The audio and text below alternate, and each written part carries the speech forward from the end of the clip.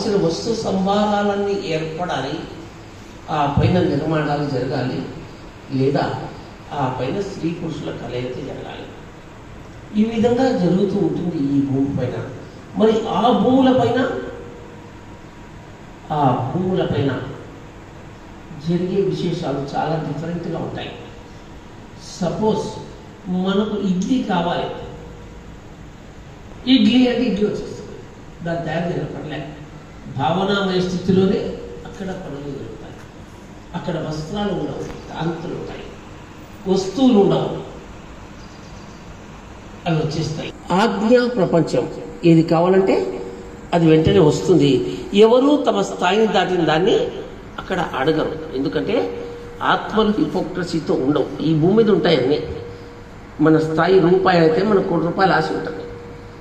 Vote హక్కు కూడా లేనప్పుడు ప్రధానమంత్రి వాళ్ళు కోరుకుంటూ ఉంటాడు. అటువంటి ఒక జనం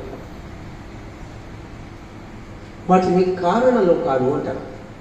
కారణ కాస్మిక్ ఫీల్డ్స్ కారణంలో కాదు. ఒక ప్లానింగ్తో పనులు జరుగుతూ ఉంటాయి, ప్లాన్ లేకుండా పనులు జరుగుతూ ఉంటాయి. నేను ఆ భూములకు ఈ భూములకు తేడా చెప్తున్నాను. నా చిన్నప్పుడు నాకు పుస్తకాలు అంటే చాలా ఇష్టం. రామాయణ భారత భాగవతాలు అంటే ఇష్టం, వేదం అంటే ఇష్టం, ఉపనిషత్తులు చేయాలి అంటే నా భర్త ధ్యానం చేయాలి, నా భార్య ధ్యానం చేయాలి, ఇది మాత్రమే సంకల్పం పెట్టండి.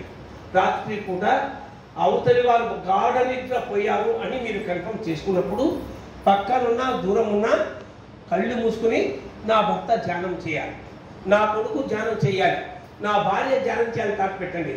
మాంసాహారం మానాలని, సిగరెట్ మానాలని, మందు మానాలని తాటి చేయకండి. అది వాళ్ళకు